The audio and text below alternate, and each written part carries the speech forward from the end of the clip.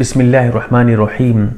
روزے کی حالت میں مسواک کر سکتے ہیں یا نہیں، پوری تفصیل آپ کے سامنے رکھنے کی کوشش کروں گا انشاءاللہ۔ اس ویڈیو کو دیکھنے کے بعد جو آپ کے ذہن میں شکوک اور شبہات ہیں، جو الجھن ہے، جو آپ مسئلے کو لے کر کنفیوز ہیں، وہ مسئلہ آپ کا انشاءاللہ حل ہو جائے گا۔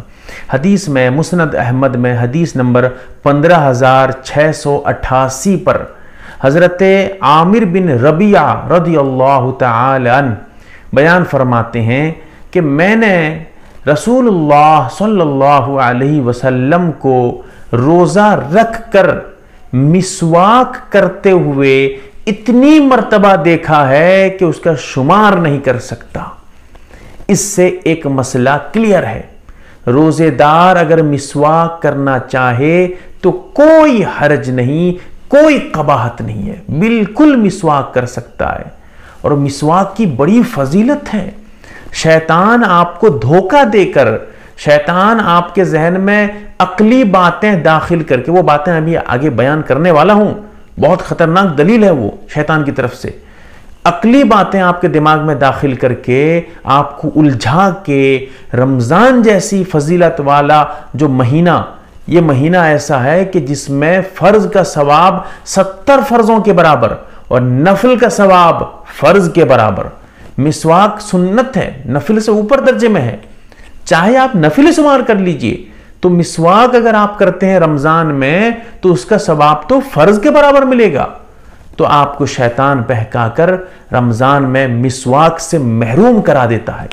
اسی لیے یہ سمجھ لیجئے مسواک کرنا صحیح ہے، درست ہے، روزے میں ایک ستا، ایک ذرہ بھی فرق نہیں پڑے گا، روزہ آپ کا صحیح سالم رہے گا۔ اب وہ مسواک چاہے کسی بھی لکڑی کی ہو،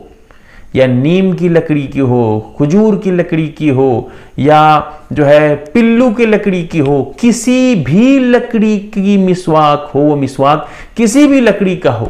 آپ کر سکتے ہیں روزہ رکھ کر، کوئی دقت نہیں۔ چاہے اس کے اثرات، اس کا ذائقہ، اس لکڑی میں جو مزہ ہے، جیسے نیم کی لکڑی ہے تو ایک طریقے سے پتا سا محسوس ہونے لگتا ہے، چاہے اس لکڑی، اس مسواک کا ذائقہ آپ کو محسوس ہونے لگے، پھر بھی آپ کے لیے مسواک جائز ہے، کوئی حرج نہیں، مکروہ تک نہیں ہے۔ چاہے وہ مسواک تر ہو، بھیگی ہوئی، گیلی جو ہے تر مسواک ہو، چاہے وہ مسواک خشک ہو، سوکھا ہو، لکڑی بالکل سوکھی ہوئی ہو، پھر بھی آپ کے لیے جائز ہے، کوئی حرج نہیں، کوئی قباحت نہیں ہے۔ اب دیکھیے جو لوگ منع کرتے ہیں وہ بھی بہت خطرناک دلیل دیتے ہیں شیطان کی طرف سے۔ کیا دلیل دیتے ہیں؟ کہتے ہیں کہ دیکھیے جب مسواک کریں گے تو ذائقہ، جو مزہ ہے نا، وہ زبان کو محسوس ہونے لگے گی، لکڑی میں جو مزہ ہے، جو ذائقہ ہے، جو ٹیسٹ ہے، وہ ہم کو محسوس ہونے لگے گا۔ اور روزے کی حالت میں کسی کو بغیر ضرورت کے ٹیسٹ کرنا یہ مکروہ ہے، اچھا نہیں ہے، اسی لیے جو ہے نقصان ہے۔ اور اگر ہو سکتا ہے کہ جو مسواک کرنے کے بعد جو اس کے ریشے ہیں، جو اس کے چھوٹے چھوٹے دانے، اس کے جو کچھ ذرات مسواک کے اگر منہ کے اندر رہ گئے ہوں، وہ حلق سے نیچے چلے جائیں تو ہمارا روزہ ٹوٹ جائے گا، اس لیے ہم مسواک نہیں کریں گے۔ جواب یہ ہے، یہ بات تمہیں ہی معلوم ہے یا اللہ کے نبی کو بھی معلوم تھی؟ تمہارے ہی پاس عقل ہے کیا؟ تو یہ بات تو نبی کریم صلی اللہ علیہ وسلم کو تم سے اچھے طریقے سے معلوم تھی، اس کے باوجود اللہ کے نبی صلی اللہ علیہ وسلم روزہ رکھ کر مسواک کر رہے ہیں۔ جب حدیث آ گئی، اپنے عقل کو لات مار دیجئے، اپنی عقل کو ٹھوکر مار دیجئے، حدیث کو دیکھیے، عقل آپ کی کہیں چلی جائے کوئی اعتبار مت کریے، یہی آپ کے سچے پکے مومن ہونے کی دلیل بنے گی۔ اگر آپ حدیث کے مقابلے میں عقل کو ترجیح دیں گے، سمجھیے کہ ایمان آپ کا بیکار ہو گیا ہے۔ بہت قیمتی بات بتا رہا ہوں، دھیان میں رکھیے گا، اسی لیے ہمیشہ حدیث کے مقابلے میں عقل کو چھوڑ دیجیے، عقل کی ضرورت نہیں ہے یہاں پر۔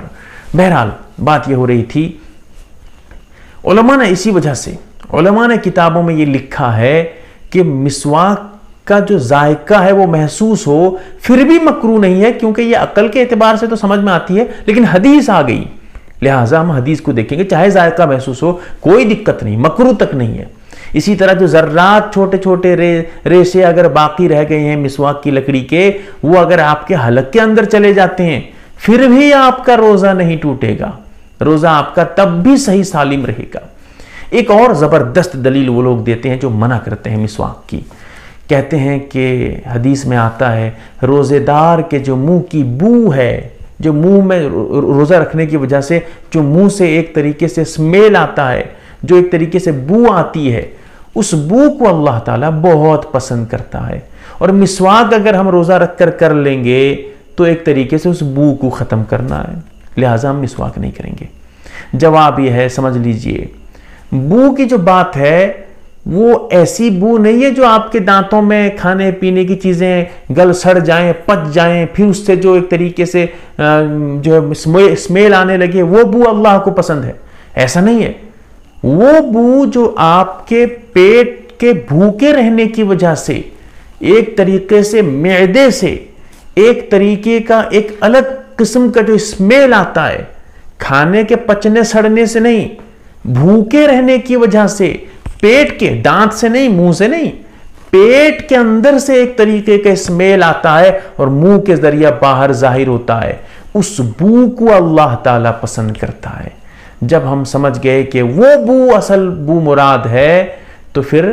جو منہ صاف کرنے کے بعد جو منہ کے اندر جو اسمیل ہے وہ ختم ہو جائے تو کوئی حرج نہیں، اس سے تو ہمارا رابطہ نہیں، اس سے تو ہمارا تعلق نہیں، بلکہ اس اسمیل کو، اس منہ کی جو بو ہے اس کو ختم کرنے کا حکم ہے کہ اپنے منہ کو صاف ستھرا رکھیے، اسمیل کرنے سے بچائیے، اور مسواک کرنے کا ایک فائدہ اس اسمیل کو دور کرنا بھی ہے۔ ایک چیز اور بتانا بہت ضروری سمجھتا تھا،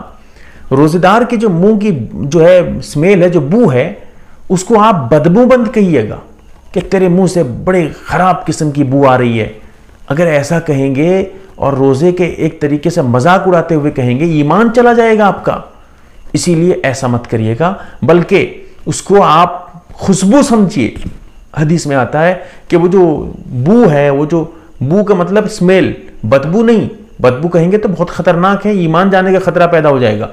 بدبو نہیں، بلکہ ایک طریقے سے جو اسمیل ہے، وہ اسمیل اللہ کو مسک سے زیادہ، مسک اور اسی طرح جو اور بہترین عطر ہے، جو پرفیوم آپ استعمال کرتے ہیں، زبردست خوشبو، اس سے زیادہ پسند اللہ کو یہ ہے۔ لہٰذا منہ سے جو اسمیل آئے روزہ رکھنے کی وجہ سے، اس کو آپ خوشبو سمجھ لیجئے، بدبو مت سمجھیے گا۔ اللہ تعالیٰ سمجھنے کی توفیق دے، آمین یا رب العالمین۔